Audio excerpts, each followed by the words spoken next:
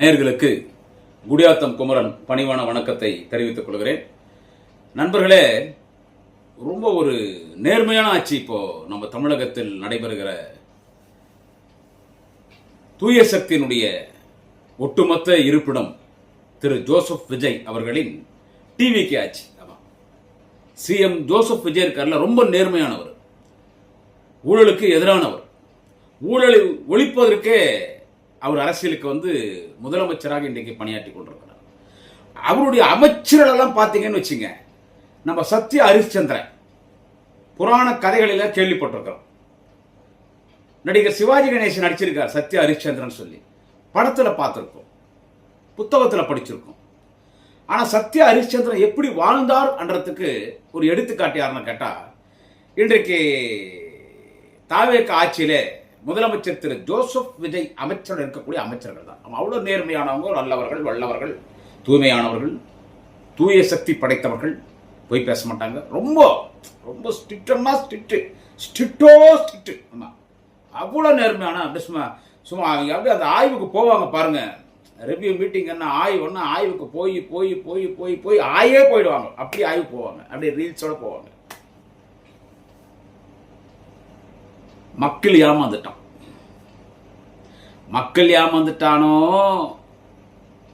இல்ல இவிஎம் மிஷின்ல வெற்றி செஞ்சுட்டானோ ஒண்ணுமே புரியல இந்த தேர்தல் முடிவு. சரி, கர்மாந்திரம் ஏதோ ஆகி போச்சு, தொலைஞ்சிட்டாங்க. வந்தவங்க என்னவோ இத்தனை ஆண்டு காலம் திராவிட கட்சிகள் ஊழல் ஊழல் ஊழல், லஞ்ச லாவண்யம். இனி நாங்க திராவிட கட்சிகளுக்கு, திராவிட ஆட்சிக்கு ஒரு எதிராக ஒரு தூய சக்தியாக நாங்க தாவேக்கா இருப்போன்னு இவங்களாம் அப்படியே சும்மா வாய்க்கிலேயே பேசினாங்களே. இந்த 2 மாசம் ஆயிடுச்சு. 2 மாசம் எத்தனை சம்பவங்கள் நடந்திருக்குது, எவ்வளவு முள்ளமாரித்தனம், இந்த அமைச்சர்கள் பண்ற பித்தலாட்டங்கள், ஊழல், சட்டமன்ற உறுப்பினர்கள் ஆடுற ஆட்டம். நம்ம முதலமைச்சர் திரு ஜோசப் விஜய் சேர்த்து சொல்றவர் பேசுற பேச்சுகள்லாம் நீங்க பார்த்துட்டு இருப்பீங்க. இப்ப இந்த காணொலியில நான் உங்கள்கிட்ட பேச வேண்டிய விஷயம் என்ன, ரொம்ப ஸ்டார்ட் அண்ட் ஸ்வீட்டா, ரொம்ப டீப்பாலாம் போல. இந்த பழனி கோயிலுக்கு சொந்தமான இடம், பழனி கோயிலுக்கு சொந்தமான இடம், ஒரு 2 ஏக்கர் சம்திங் அந்த இடம். அது பல ஆண்டுகளாக ஒரு நபருக்கு குத்தகை விட்டு அவர் ஒழுங்காக விவசாயம் பார்த்துட்டு அந்த கோயிலுக்கு செலுத்த வேண்டிய குத்தகை பணம் அவர் கரெக்டாக பண்ணிட்டு இருக்காரு. அவர் இறந்து போன பிறகு அவரை சார்ந்தவர்கள் இந்த நிலத்தை கவனிச்சு வராங்க. இது எல்லாருக்கும் தெரியும். ஏன்னா ஒரு வாரமா சோசியல் மீடியாவில் ட்ரெண்டாக போயிட்டு இருக்குது இந்த பழனி கோயில். நம்ம பழனி கோயில் முருகருடைய, பாலசுப்ரமணியம் பழனி கோயிலுடைய அந்த இடத்த ஆட்டையை போட்டது. ஆமா, இந்த தாவேக்க அரசு எவ்வளோ ஃப்ராடு வேலை பார்த்துக்கிறானுங்க பாருங்க. இதில் எவ்வளோ ஃப்ராடு வேலை. எங்கள் திராவிட முன்னேற்ற கழகத்தினுடைய சட்டப்பிரிவினுடைய இணைச் செயலாளர், சட்டத்துறை இணைச் செயலாளர், முன்னாள் சட்டமன்ற உறுப்பினர், கழக செய்தி தொடர்பாளர் அண்ணன் ஐ பரந்தாமன் அவர்கள் அறிவாலயத்தில் திராவிட முன்னேற்ற கழகத்தின் சார்பில் தன் கருத்தை, கண்டனத்தை தெரிவித்திருக்கிறார். அவருடைய பேட்டி பார்த்த பிறகுதான் நான் இதை குறித்து பேசிட்டு இருக்கேன். ஏன்னா எல்லாரும் பேச சொன்னாங்க, இந்த பழனி கோயில் விவகாரம் பற்றி இன்னும் பேசல, அது என்னென்னோ சொல்றாங்க, என்ன ஆகிப்போச்சு, அது அப்படி ஆகிப்போச்சு, எவிடன்ஸ் இல்லை. சரி, என்ன நம்ம கட்சி தலைமை பேசணும் தான் நம்ம பேசணும். நம்ம எதனா ஒன்று பேசிட்டு அப்புறம் நம்ம கட்சி சிக்கலை மாட்டிட்டு கூடாது. அதான் அண்ணா ஐ பரந்தாமன் ரொம்ப அழகாக சொன்னார். அதை குறித்து ஒன்றுவான நண்பர்களே, சகோதர சகோதரிகளே, உங்கள்கிட்ட நான் கேட்குறது, கோயில் சொத்தை யாருன்னா விற்பாங்களா? அதுவும் பழனி கோயில் சொத்தை. என்ன அயோக்கியத்தை நடந்திருக்குதுன்னு கேளுங்க. அமைச்சர் அதுக்கு யாருன்னு கேட்டீங்கன்னா HRMC மினிஸ்டர், மாண்புமிகு இந்து சமய அறநிலையத்துறை அமைச்சர் திரு ரமேஷ் அவர்கள். அவர்தான் தமிழ்நாட்டின் இளம் அமைச்சர். சந்தோஷம். ரமேஷ் எல்லாம் மினிஸ்டரா ஜோசப் விஜய் அந்த அமைச்சர் பதவி கொடுத்தோமா நான் சந்தோஷப்பட்டேன். ஒரு இளைஞர் வந்திருக்காருப்பா, ரைட்டு. கோயிலுக்கு அமைச்சர் அவர், HRMC டிபார்ட்மெண்ட், இந்து சமய அறநிலையத்துறைக்கு அவர் தம்பி ரமேஷ் ஹானரபிள் மினிஸ்டர் அவர் தான். அது எப்படி கொடுக்குறாருன்னு கேட்டீங்கன்னா, அவருக்கு ஸ்ரீரங்கத்துக்கும் சம்பந்தமே கிடையாது. ஸ்ரீரங்கத்தில் நிற்க வைக்கிறாரு. அதான் ஒரு 107 தொகுதி ஜெயிச்சாங்க, இல்லை அதில் ஸ்ரீரங்கம் ஒன்று ஜெயிச்சிச்சிங்க. அங்கே இவர் ஆனோடனே அவருக்கு மினிஸ்டர் கொடுத்துட்டாங்க. அவர் பிராமணர் சமுதாயத்தை சேர்ந்தவர், எனவே அறநிலையத்துறை அவருக்கு தரான்னு கொடுத்தார்.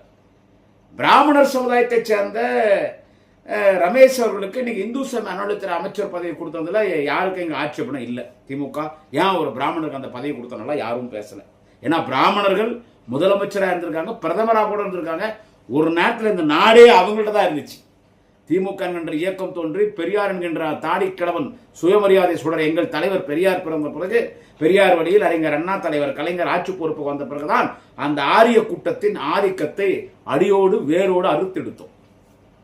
அவர் திரும்பி எடுத்துட்டு போய் அந்த டிபார்ட்மெண்ட்டை நான் ஒரு பிராமணர் சமுதாயத்தை சேர்ந்தவர் கொடுத்தீங்க. அது எந்த விமர்சனம் இல்லை, பிராமணர்கள் வருவதில் எந்த தப்பு இல்லை, என் சொந்த கருத்து. அதிலும் ஒரு இளைஞருக்கு அந்த வாய்ப்பு கொடுத்தீங்க. ஆனால் அந்த தம்பி ரமேஷ், நான் ரமேஷை பற்றி சொல்லிடுறேன், இது வரைக்கும் நான் பேசுனதில்லை. ஐயோ ஐயோ ஐயோ ஐயோ ஐயோ அப்பா டே சாமி, 16 வயசுல அரசியலுக்கு வந்தேன், 50 வயசு ஆகுது. எத்தனோ பேர் பார்த்துட்டேன், 30 வருஷத்துக்கு மேல ஒரே கட்சியில் பேசிட்டு இருக்கிறேன், 6 வருஷமா சோசியல் மீடியாவில் பேசுறேன். இப்படி ஒரு அமைச்சரை நான் பார்க்கலப்பா. ஒரு சின்ன பையனை மினிஸ்டரா போட்டிருக்காங்கன்னு சந்தோஷப்பட்டேன் நான். ஒரு தம்பி வந்திருக்கு, அப்படி நல்லா பண்ண பத்திரிக்கையாளர் சந்திக்கிறது என்ன, அவரு போடுற சீன் என்ன, ரமேஷ் அப்பா ஐயோ. அவர் அப்படியே கோயிலில் போய் ஒரு ஐயர் பிடிக்கிறார், அந்த ஐயர் 4000 லஞ்சம் கேட்டார். அதை எவ்வளோ பெருசா சோசியல் மீடியால அவங்க ஒரு ஐயர் பாவதோ 4000 கேட்டான். அது நீ என்ன பண்ணாலும் ஐயருங்க கோயிலில் பணம் வாங்குறது உன்னால நிறுத்தவே முடியாது. என்னது, நிறுத்தவே முடியாது. 4000 வாங்கிட்டாரு, அமைச்சர் பிடிச்சிட்டாரு, ஓகே சந்தோஷம், அதுக்கு நாங்களெல்லாம் பாராட்டணும். அமைச்சர் 4000 பிடிச்சிட்டாரா, பரவாயில்ல. 3.5 மணி நேரம் இந்து சமய அறநிலைத்துறை அமைச்சர் ரமேஷ் அவர்கள் திருச்செந்தூர் கோயிலில் நடந்தே அப்படியே ஊர்வலமா அப்படியே நடந்தே போனார், மக்களோடு போனார். அவர் விஐபி டிக்கெட்லி போல, அவர் அரைட்டு ரொம்ப சந்தோஷம். எல்லா விளம்பரம் சோசியல் மீடியா ரீல் போடுறதான், அதே நேற்று ஃபேஸ்புக்கில் போடுறேன், பத்திரிகாரன் என்ன போட்டோம், அப்படி எல்லார்ட்டையும் போறாரு. உன்னை இவரே ஒரு ஆளை விட்டு, தம்பி ரமேஷ் இந்து சமய அறநிலையத்துறை அமைச்சர், மாண்புமிகு அமைச்சர், அவரு அவன் உள்ள ஒருத்தன் கோஷம் போடுறான் கோயிலில் மூலஸ்தானத்தில், எங்கள் முதலமைச்சர் தலைவர் ஜோசப் விஜய் வாழ்கான். உடனே ஒரு அமைச்சர் ரமேஷ், அதெல்லாம் என்ன கோயிலா, என்ன இதெல்லாம் வச்சுக்கூடாது, எல்லாமே நாடகண்டா எப்பா. ஒரு நடிகன் கட்சியில் எம்எல்ஏ மந்திரினா சொல்லியா கொடுக்கணும், எல்லாம் நாடகாடி. அப்புறமா போய் இந்த கோயில் பிரசாதம்லாம் விற்கிறாங்க இல்லை, அது தனியார்கிட்ட வந்து டெண்டர் விடுவாங்க, தனியார் தான் அது அந்த கோயில் பிரசாதம்லாம் பார்த்துட்டு இதோட மேனுஃபேக்சர் டேட் என்ன, இது ஏன் 2 நாள் இதாயிடுச்சு, இது என்ன பண்ண, இந்த முறுக்கு யார் சுட்டது, இதெல்லாம் என்ன முறுக்கு, அது இது எல்லாம் எடுத்து பார்த்து இவனு தான் லாரி டயர்லேயே டயர் தேஞ்சு போச்சுன்னு போய் ஆய்வு பண்ணுறானுங்களே, டயர் தேஞ்சு போச்சுன்னு இல்லை போய் ஆய்வு பண்ணுறான். என்ன சொல்கிறது, எல்லாம் பார்த்துட்டு அந்த முறுக்கெல்லாம் சரியாக சுடணும், சரியில்லை, இதெல்லாம் நாங்கள் இனிமேல் கோயில் நிர்வாகம் நடத்தணும்னு அப்படியே ப்ரெஸ் முன்னால் நானும் நினச்சோம். ரொம்ப நேர்மையான இருப்பா என் தம்பி, ரொம்ப நேர்மையான இருப்பா, ரொம்ப நேர்மையான என்ன அப்படியே பேசி. ஆனால் சின்ன பையன் 100 கோடி இருக்குங்க, 100 கோடி ரூபாய்க்கு மேலே கூட பார்த்தாரு. சாமி டேய், நாங்கள்லாம் இத்தனை வருஷம் கட்சியிலேருந்து இத்தனை வருஷம் ஆட்சி பண்ணதெல்லாம் வேஸ்ட், நீங்கள் தானடாப்பா உண்மையான அரசியல்வாதி சார். இதை நிறைய பேர் பேசிட்டாங்க. நான் இது யார் என்னாரு, இது சட்டப்படி என்ன, இது எங்கேருந்து வந்துச்சு அங்கேருந்து போச்சு, அதெல்லாம் நான் எதுவும் சொல்லல. கோயில் சொத்து, பழனி தண்டாயுதபாணி கோயிலுக்கு சொந்தமான சொத்து, அது பல ஏக்கர் இருக்கு, ஒரு 2 ஏக்கரா சம்திங் அந்த சொத்து. அதை ஒருத்தர் 50 வருஷமா பார்க்குறாங்க. இந்த சொத்தினுடைய வேல்யூ 100 கோடி ரூபாய்க்கு மேலே, 110 கோடி 115 கோடி சொல்கிறாங்க. 100 கோடி ரூபாய்க்கு மேலே சொத்தினுடைய வேல்யூ. இதை என்ன பண்ணுறாங்க, HRNC டிபார்ட்மெண்ட்லேருந்து இந்த சொத்தை வித்துறதுக்கு ஒரு தனியாக இருக்குது, ஏதோ ஒரு ஆணை வருது. இதை வந்து இது இப்படி ஒரு உத்தரவு வந்திருக்குதுன்னு சொல்லி கோர்ட்டுக்கோ மேல் அதிகாரிகளுக்கோ எங்கேயுமே காட்டல. இதை ஒரு அதிகாரி எங்க இருக்கார், நான் எந்த அதிகாரி பேரும் இங்கே சொல்ல, ஏன்னா அண்ணன் ஐ பரந்தாமன் அறிவாளத்தை கரெக்டாக சொல்லிட்டேன். அந்த அதிகாரி கொண்டு போய் கோயில் சொத்தை எப்படா நீ விற்பவ, எப்படி ரெஜிஸ்டர் பண்ண முடியும்னு சொல்லி ரெஜிஸ்டர் ஆஃபீஸ் பண்ண, அந்த ரெஜிஸ்டர் ஒத்துக்கல. அவர் போயிட்டார், இன்னொருத்தர் வரார், அவரு முடியாதுன்ட்டே போறார். பக்கத்துல சத்திரப்பட்டின்னு என்னென்னோ இடங்குது, அங்கெல்லாம் ரிஜிஸ்டர் கூப்பிடாம கொடைக்கானல் வந்து ஒரு சப் ரிஜிஸ்டர் கூப்பிட்டு வராங்க. கொடைக்கானல் வந்து ஒரு சப் ரிஜிஸ்டர் கூட்டின்னு வந்து என்ன சொல்றது, அவர் இன்னொன்னு இந்த நிலப்பத்திரம் ரிஜிஸ்டர் பண்ற சப் ரிஜிஸ்டரே கிடையாது, அவர் வேற டிபார்ட்மெண்ட். அவரை கூட்டின்னு வந்து அவசரமா ஒரு 2 பேருக்கு 2 கோடி ரூபாய்க்கு அந்த இடத்த கரையம் பண்ணிடுறாங்க, அந்த இடத்த ரிஜிஸ்டர் பண்ணி கொடுத்துட்றாங்க. இந்த 2 கோடி ரூபாய்க்கு இந்த இடத்த ரிஜிஸ்டர் பண்றாங்க பாருங்க 2 பேரு. அண்ணன் ஐ பரந்தாமன் தான் சொன்னார், அவங்களால 10 லட்சம் ரூபாய் 15 லட்சம் ரூபாய் கூட கொடுத்தா அந்த இடத்த வாங்க முடியாது. அவங்களுடைய சூழ்நிலை, அவங்களுடைய பொருளாதார சூழ்நிலை அவ்வளவுதான். 2 கோடி ரூபாய்க்கு அந்த இடத்துக்கு அவங்க வந்து ரிஜிஸ்டர் பண்ற மாதிரி அந்த இடம் அவங்களுக்கு சொந்தமாயிட்டு, அந்த இடத்த 100 கோடி ரூபாய்க்கு மேல வேற ஒருத்தர் கைமாத்துறாங்க. 100 கோடி ரூபாய் மேல வேற ஒருத்தர் போது, ஏதோ ஒரு கார்மெண்ட்ஸ் கம்பெனி, அது வேல்யூ எவ்வளோ, மோர் தென் 100 கோர்ஸ், ஒரே 2 கோடி ரூபாய். இது பிரச்சனை பெருசானோன்னு இது அப்படியே சோசியல் மீடியாவில் வந்துருச்சு. இந்து சமய அறநிலையத்துறை அமைச்சர் மீது ஊழல் தானே இது ஒரு ஸ்கேம் தானே, லேண்ட் கிராப்பிங் கேஸ்ல வரத்தானே. அப்ப இந்து சமய அறநிலையத்துறை அமைச்சர் மாண்புமிகு ரமேஷ், நீங்க இந்து சமய அறநிலையத்துறை அமைச்சரா இல்ல லேண்ட் கிராப்பிங் மினிஸ்டரா? நீங்க லேண்ட் கிராப்பிங் ஸ்கேம் மினிஸ்டரா? அப்ப நீங்க ஃப்ராடா? ஃப்ராட் தானே நீங்க. அப்போ இதுக்கு எனக்கு சம்பந்தம் இல்லை, இது அதிகாரிகள் பண்ணிட்டாங்க. உடனே ஒரு சப் ரெஜிஸ்டர் அவர் வந்து நாங்க சஸ்பெண்ட் பண்ணிருக்கிறோம். இந்த 2 பேர் இந்த இடத்தை வாங்க வந்தானே, 2 கோடி ரூபாய்க்கு கிரியம் பண்ணி கொடுத்தீங்களே, கோர்ட்ல கேன்சல் பண்ணிட்டாங்க. அந்த 2 பேர் யார் இது வரைக்கும் அரெஸ்ட் பண்ணல. அது 2 பேர் யாரு? என் உறவினர்கள் என்று அவர்கள் சொல்லுகிறார்களே. Okay, who is the 2 persons, XYZ person, யார் அது? அரெஸ்ட் பண்ணீங்களா? இதுக்கெல்லாம் உத்தரவு போட்ட HRNC அதிகாரி அது. உன்னுடைய உத்தரவு இல்லாம எப்படி கோயில் சொந்தமான இடத்தை வந்து இன்னொருத்தன் ரெஜிஸ்டர் பண்ணிட்டு போறான்? இது உங்களுக்கு தெரியாதா? 100 கோடி ரூபாய்க்கு மேல மதிப்பான சொத்து 2 கோடி ரூபாய்க்கு போகுது. அவன் வாங்கினவங்கிட்ட பாக்கெட்ல 100 ரூபாய் இல்லை. அவன் எப்படா 2 கோடி ரூபாய் கட்டி ரெஜிஸ்டர், எப்படா 2 கோடி ரூபாய்க்கு அந்த இடத்த அவன் வாங்க முடியும்? இது எவ்வளவு பெரிய ஊழல் நடந்த உடனே இது வந்து ஒரு தவறு நடந்துச்சு. இது அமைச்சர் மீது யாரும் அவதூறு சொல்லக்கூடாது.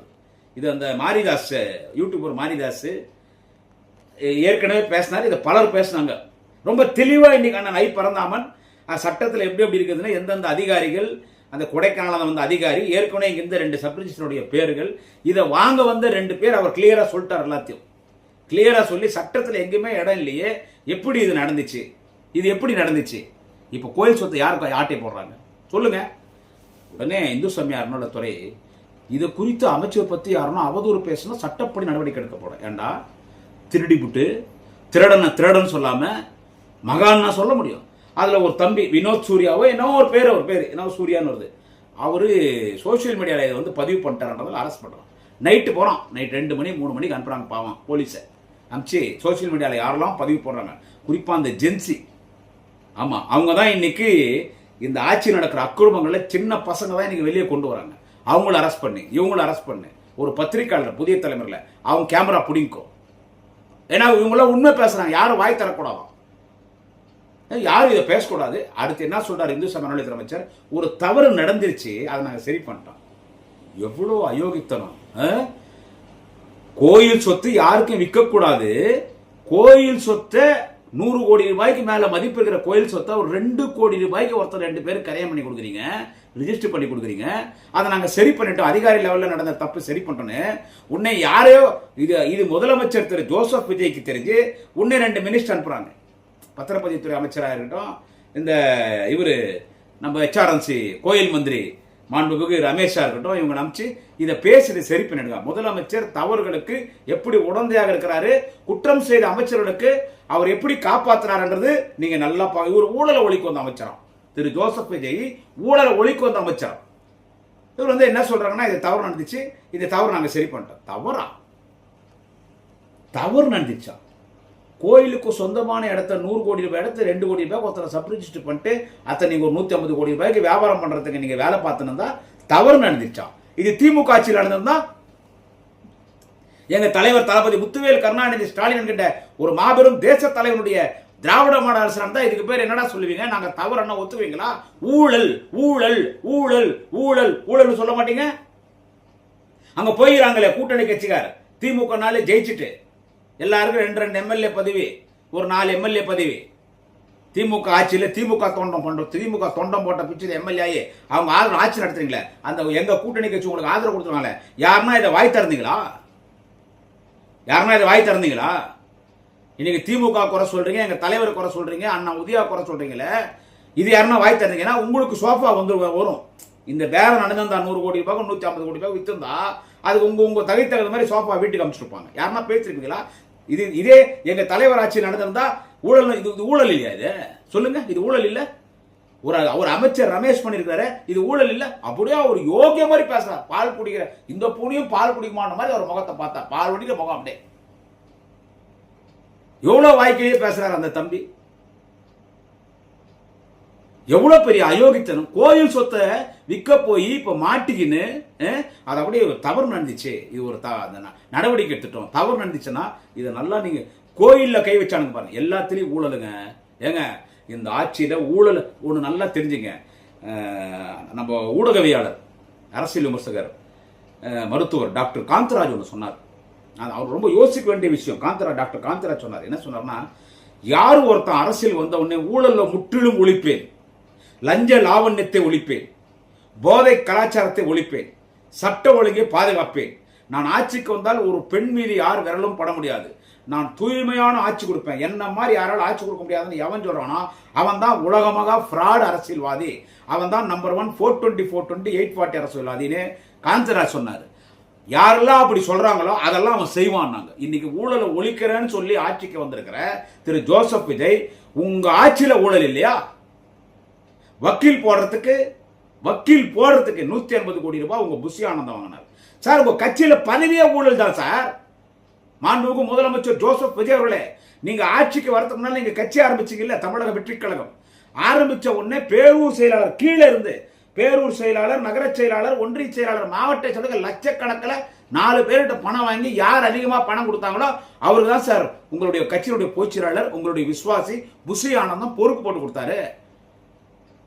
போடாதவன் பணம் கொடுத்தா பணம் திருப்பி கொடுக்கல, வேற எதனா பண்ற போன்ட்டாங்க. எம்எல்ஏ சீட்டுக்கு பணம் வாங்கினாங்க சார், 1 கோடி 2 கோடின்னு.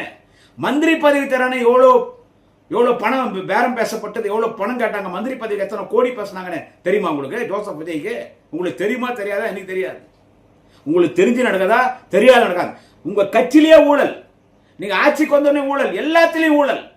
இந்த கோயில்ல இவ்வளவு ஊழல் இருந்து ஒரு சின்ன பையன், ஒரு முதலமைச்சர், ஒரு அமைச்சர், மாண்புமிகு அமைச்சர் ரமேஷ் எவ்வளவு வேலை பார்த்துக்கிறாரு. என்ன யோக்கிய மாதிரி பேசுறீங்க. இதுல திமுக ஆட்சியில் வந்துட்டு ரைட்டு 9 மணி 10 மணி 11 மணி வரைக்கெல்லாம் ரெஜிஸ்டர் நடந்தது தெரியுமா உங்களுக்கு? லைட்டு போட்டுன்னு கரண்ட் போயிடுச்சுனா கூட கேன்ல வச்சுக்கின்னு ஜென்ரேட்டர் போட்டு ரெஜிஸ்டர் பண்ணிக்கலன்னு ரொம்ப யோக்கியமான மந்திரி இருக்கிறார் சிடிஆர் நிர்மல்குமார்னு சொல்லி அழகா சொன்னார். அண்ணன் ஐ பரந்தாமன் என்ன சொல்றது 420 மினிஸ்டர்னு அண்ணன் ஐ பரந்தாமன் அழகா சொன்னார். நானே சொன்னதா கூட வச்சுக்கோ. அவர் சொல்றார் சிடிஆர் நிர்மல்குமார், ஆமா அவர் சொல்றார், அவர் தான் லா மினிஸ்டர். அவர் சொல்றார் என்னன்னா, இந்த மாதிரி திரு மு.க. ஸ்டாலின் வந்து குதிரை பேர் அரசியல் நடத்துறாரு, இதோட ஒரு மக்கள்கிட்ட செஞ்ச தப்பெல்லாம் மன்னிப்பு கேட்டு அவர் அரசியலில் ஒதுங்கி வாயில பண்டே வந்துச்சு. நீ ஒரு மினிஸ்டரா இருக்கிற, நீ எல்லாம் எங்களை பத்தி பேசவே கூடாது. குறைந்தபட்சம் குடியாத்த குமரனை பத்தி கூட லா மினிஸ்டர் சிடிஆர் நிர்மல்குமார் பேசக்கூடாது. நீ போகாத கட்சி இருக்கா? எத்தனை பேர் முதுகுல குத்தி இருக்கிற? RSS, பிஜேபி, அம்மா மக்கள் முன்னேற்ற கழகம், டிடிவி தினகரன் கூட, அண்ணன் எடப்பாடி கூட அதிமுக. அப்புறமா எங்க வந்துக்கிற? இங்க இவர்கிட்ட விஜய்கிட்ட வந்துக்கிற. ஒரு கொள்கை இல்லாத மனிதன் போய் மூர்த்தியை கேளுங்க. அண்ணா மூட்டு வேலைக்காரனா? மூர்த்தி மூட்டு வேலைக்காரா? அவர் ஏற்கனவே பத்திரப்பதிவுத்துறை அமைச்சர், என் கட்சியுடைய மாவட்ட செயலர் மூர்த்தியை கேளுனா ஒன்னு சொல்லிட்டா. திமுக நைட்டு 10 மணி 11 மணிக்கு ரெஜிஸ்டர் பண்ணிச்சுன்னா டோக்கன் போட்டாங்கன்னு வச்சுக்கோ. சிடிஆர் நிர்மல்குமார் சொல்றேன், டோக்கன் போட்டாங்கன்னு வச்சுக்கோ. 5 மணி வரைக்கும் டோக்கன் போடலாம். 5 மணி வரைக்கும் டோக்கன் போட்டு ஆபீஸ் டைம் முடிச்சுன்னா டோக்கன் நிறுத்திடுவோம். அப்ப அந்த டோக்கன் போட்டவங்க நீ ரெஜிஸ்டர் பண்ணியே ஆகணும். 5 மணிக்கு மேல பண்ண முடியாது சொல்ல முடியாது. அப்ப டோக்கன் போட்டவங்க இன்னும் 10 பேர் இருப்பாங்க. அந்த 10 பேர் நீ ரெஜிஸ்டர் பண்ணி ஆகணும். அது நைட்டு 11 மணி கூட ஆகும். நீ போட்டு கொடுத்துட்டு தான் போனோம். இதுதான் கவர்மெண்டுடைய ஜீவோ. ஒரு சாதாரண 10th ஃபைல் முடியாத குமரன். எனக்கு தெரிஞ்ச சட்டம் லா படிச்ச உனக்கு தெரியல?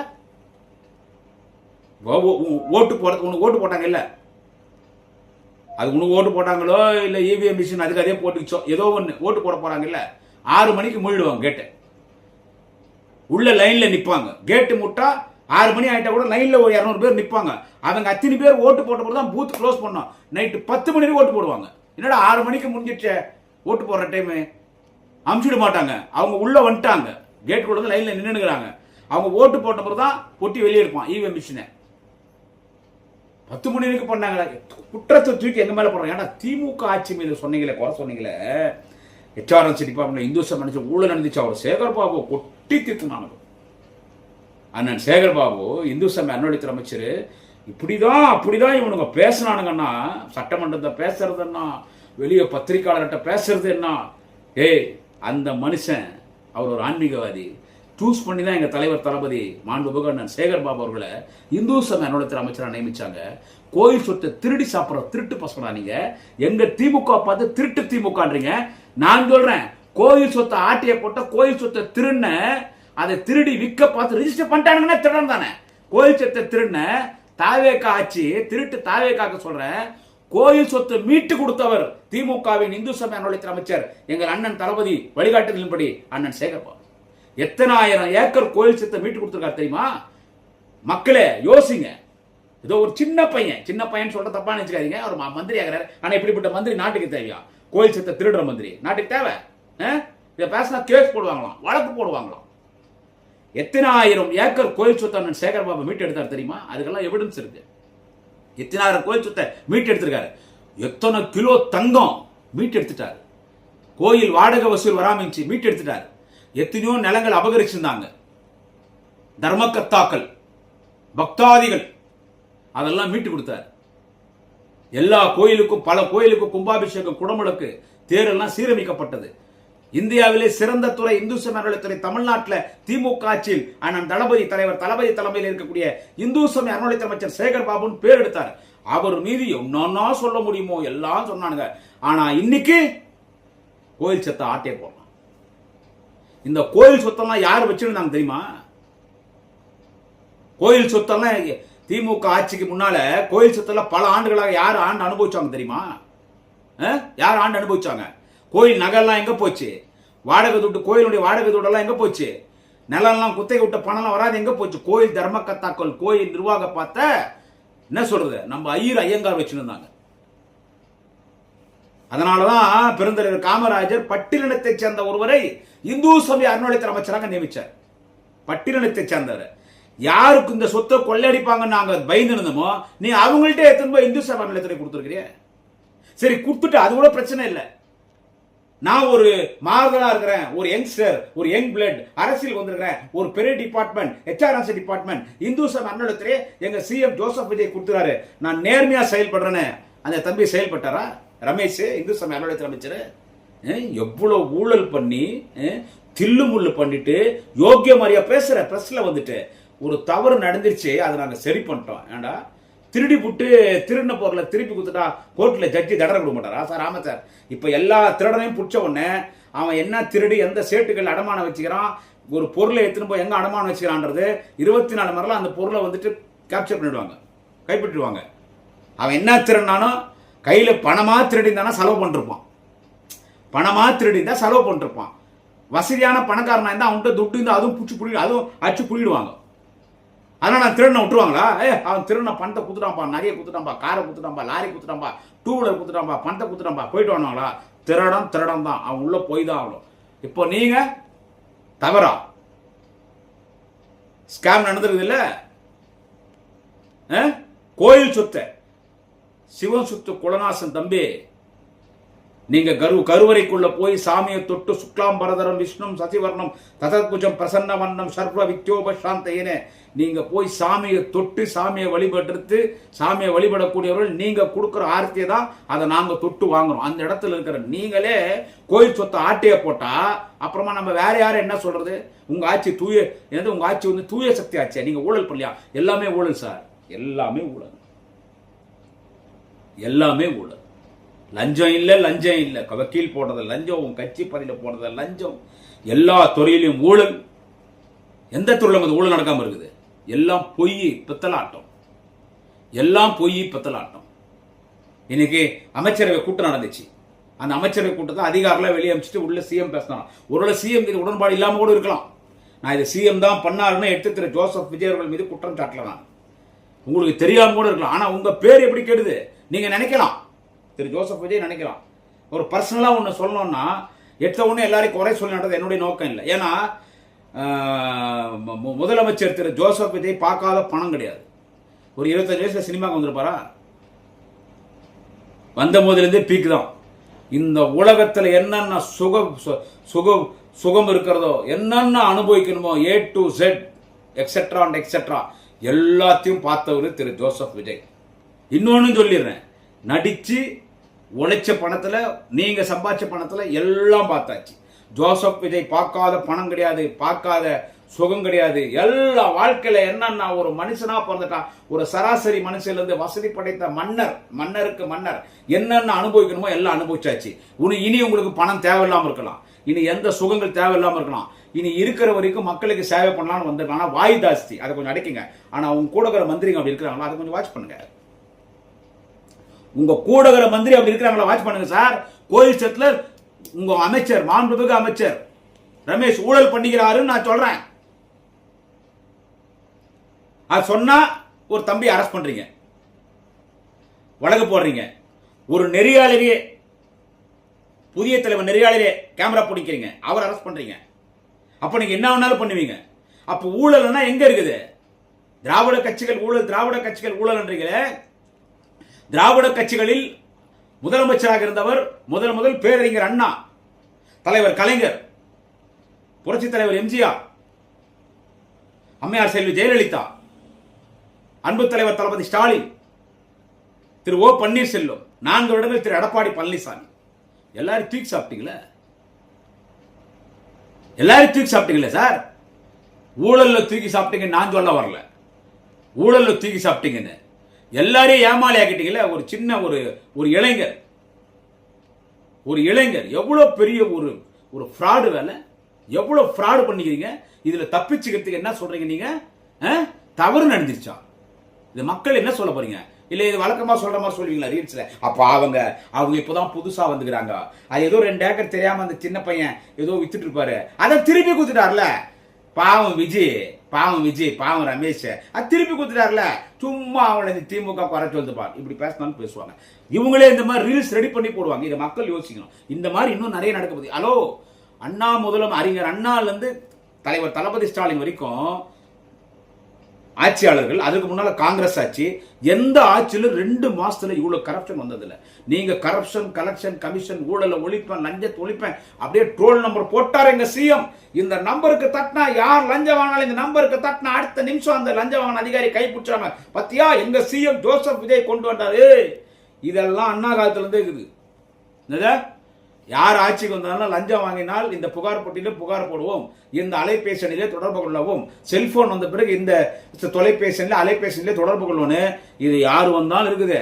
எல்லார் ஆட்சியிலும் ஆர்டிஓ ஆபீஸ்ல ரைடு போவாங்க. லஞ்ச ஒழிப்புத்துறை என்ன சொல்றது, ரிஜிஸ்டர் ஆபீஸ்ல ரைடுக்கு போவாங்க, முனிசிபாலிட்டி ஆபீஸ் ரைடு போவாங்க, கார்பரேஷன் ஆபீஸ் ரைடு போவாங்க, பிடிஓ ஆபீஸ் ரைடு போவாங்க, எல்லா இபி ஆபீஸ் எல்லா ஆபீஸ் ரைடு போவாங்க.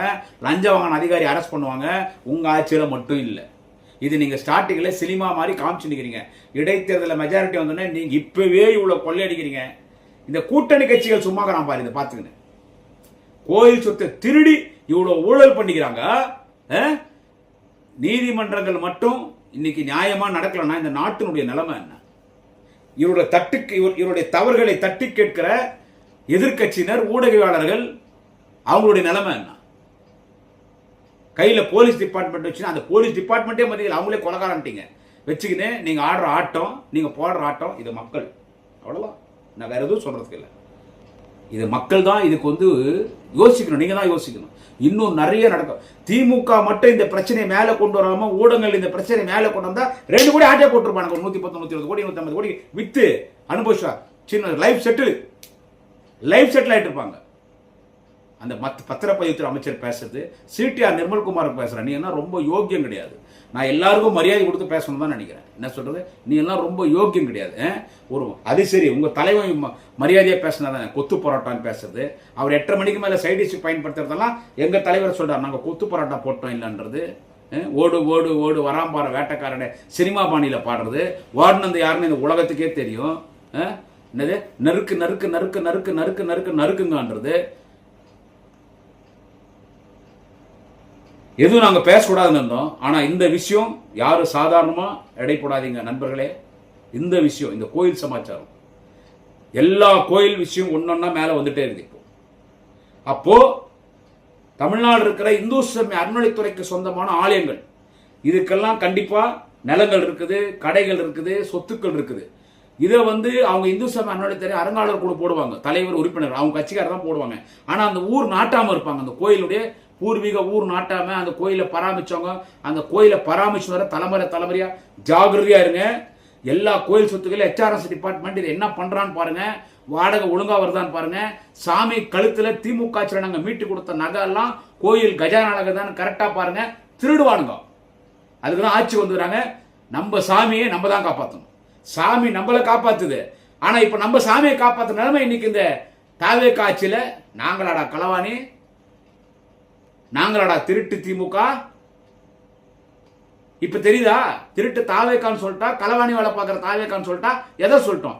இப்பயும் சொல்றேன், முதலமைச்சர் திரு ஜோசப் விஜய் அவர்களுக்கு இது உங்களுக்கு தெரியாம கூட இருக்கலாம். நீங்க உண்மையிலே கூட ஊழல் இல்லாத ஆட்சி நடத்தலாம்னு நினைக்கலாம். நம்ம நேர்மையா இருக்கணும். ஏன்னா நீங்க அந்த வீட்டுக்குள்ள போயிட்டா யாரும் உங்களுக்கு தெரியாது, எதுவும் தெரியாது. யாரோ ஆரோக்கிய சாமி, யாரோ ரெட்டியார், இவங்க தான் உங்களை வழி நடத்துறாங்க. என்ன சொல்றது? அதனால நீங்க தான் இதை பண்ணீங்க, நீங்க தான் ஊழல் பண்ணிக்கிறீங்கன்னு கூட அவங்க மேல குறை சொல்லல. உங்களுக்கு தெரியாம கூட இருக்கலாம், நீங்க நல்லாச்சு கொடுக்கலான்னு கூட நினைக்கலாம், என்னன்னு எனக்கு தெரியல. இதெல்லாம் நீங்க பார்த்துட்டே இருந்தீங்கன்னா உங்களுக்கு எப்படி கூட்டம் கூடுதோ, எப்படி ரூல்ஸ் போட்டு, எப்படி விஜய் அண்ணா என் மகன் விஜய், என் பேரன் விஜய், எங்க மாமா விஜய் சொல்லி அப்படியே மாறும். கோயில்ல கை வச்சுக்கிறாங்க முதல்ல. நீங்க பழத்துல எல்லாம் எல்லா ஊழல் நடந்துருக்குது, வசமா கோயில்ல மாட்டிக்கிறீங்க. அது எங்க போகர் தான் அந்த சிலையை செஞ்சார், முருகர் சிலை பழனியில, முருகர் சிலை போகர் செஞ்சிருந்தது. அங்க போகராவே ஒருத்தர் வாழ்ந்தார் பழனியில, அழுக்குமுட்டை சாமியார் ஒருத்தர் வாழ்ந்தார். அவருக்கு அங்க மணிமண்டபம் கட்டிருக்காங்க, கோயில் இருக்குது. அவர் என்கிட்ட பேசியிருக்கிறார், அழுக்குமுட்டை சாமியார்னு. அவர் இன்னைக்கும் அவருடைய ஆன்மா அங்க சுத்திட்டு இருக்குது, கோயில் சுத்தி. அழுக்குமுட்டை சாமியார் அங்க இருக்கிற ஒருத்தர் இருந்தார். இப்ப கூட அவர் பெரிய கோயில் கட்டியிருக்காங்க. நான் அவரை பார்த்து, அவர் எங்கிட்ட மீட்டிங் போகும்போது ஒரு லாட்ஜில் ஒரு ஹோட்டல் அங்கே தான் வருவார். அவர் ஒரு 2 வீலர் சுற்றி எங்கிட்ட 2 வார்த்தை பேசிட்டு போனார். அவரெல்லாம் இன்னைக்கும் அங்கே வாழ்ந்துனுக்கிறார். ஜோசப் விஜய் சார், பொட்டு வைக்கிறீங்க, கையில கலராக கவுர் கட்டுறீங்கல்ல, அப்ப ஆன்மீகத்தை நம்பிக்கை இருக்குதுல்ல. கோயில் சொத்தை கொள்ளையடிச்சிருந்தா அண்ணன் சேகர் பாபு என்னென்னமோ ஆயிட்டு இருப்பார். இப்ப தெரிஞ்சுக்குவாங்க, திமுக ஆட்சியில் அறநிலைத்துறை எவ்வளவு சுத்தமாயிடுச்சு, தாவே காட்சியில் அறநிலைத்துறையில கோயில் சொத்தை கொள்ளையடிக்கிறாங்கன்னு மக்கள் தெரிஞ்சுவாங்க. இதுல முதலமைச்சர் உடன்பாடு இருக்குதா இல்லையா, இதுல முதலமைச்சர் சம்பந்தப்பட்டிருக்காரா இல்லைன்னு எனக்கு ஆதாரம் இல்லை. இல்லைன்னா உங்க அமைச்சர்களை நீங்க ஏதோ அமைச்சர்களை கூப்பிட்டு டோஸ் போட்டதாக சொன்னாங்க. ஸ்ட்ரிக்டா சொல்லி தப்பு பண்ணா எடுக்கிறோன்னு சொல்லணும். ஒருத்தன் பவுடர் கலகி போதை மருந்து பயன்படுத்தினான், கில்லியோ புல்லியோ சரத்து, அவனை காப்பாத்திட்டீங்க. ஒருத்தன் 1.5 லட்சம் ரூபாய் லஞ்சம் வாங்கினான், அவனை அரெஸ்ட் பண்ணீங்க. அந்த வீடியோ வெளியே வந்துருச்சு, வேற வழி இல்லை. அந்த வீடியோ எடுத்தவனே அவன் தான், இப்பதான் தெரியுது. அவனே தான் அந்த வீடியோ எடுத்துக்கிறான், அவன் பிஏ கெடுறான் அந்த ஊராட்சி மன்றத்தில். ஏன்டா இந்த வீடியோ எடுத்துக்கிறேன்னு சொல்லிட்டு, ஆனா இதை நம்ம ரீல்ஸா வெளியிடுவோம். ஏன்னா நம்ம துட்டு வாங்குறோமேடா, இது ஏன்டா ரீல்ஸா வெளியிடணும்னா அது அவன் பிஏ சொன்னா. இல்லை நான் இத்த நம்ம வெளியிட்டாதான் துட்டு கொடுக்காத நம்ம கொடுப்பான். ஓ அமைச்சருக்கு துட்டு குத்துனுப்பா, நீங்க துட்டு குத்தாதானே நான் செலவு பண்றதுக்கு நிர்வாகம் பார்க்கறதுன்னு சொல்றேன் பாத்தீங்களா. அதை விட ஊராட்சி மன்ற தலைவர் அதையும் ஏன்னா தற்கூரிங்க தெரியல, அந்த வீடியோவுல வெளியே விட்டுறானுங்க. என்ன சொல்றது, அவனை அரெஸ்ட் பண்ணீங்க இல்ல, ஏன்னா வீடியோ வெளியே வந்துச்சுன்னு சொல்லி அந்த போதை மருந்து பயன்படுத்த அமைச்சரை காப்பாத்துறீங்க. இந்த அமைச்சரை காப்பாத்துறீங்க யார, கோயில் சொத்தை திருட்டு விற்க பார்த்த இந்த அமைச்சரை காப்பாத்துறீங்க. அதிகாரி அரெஸ்ட் பண்ணல.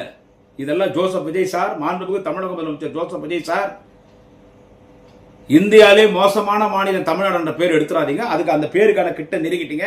எனவே இந்து சமய அறநிலைத்துறை அமைச்சர் மாண்புமிகு ரமேஷ் அவர்கள் கோயில் சொத்திலே ஊழல் செய்திருக்கிறார், மாட்டிக்கினாரு. கோர்ட் இன்னைக்கு ரத்து பண்ணிட்டான் அந்த ரெஜிஸ்டர்.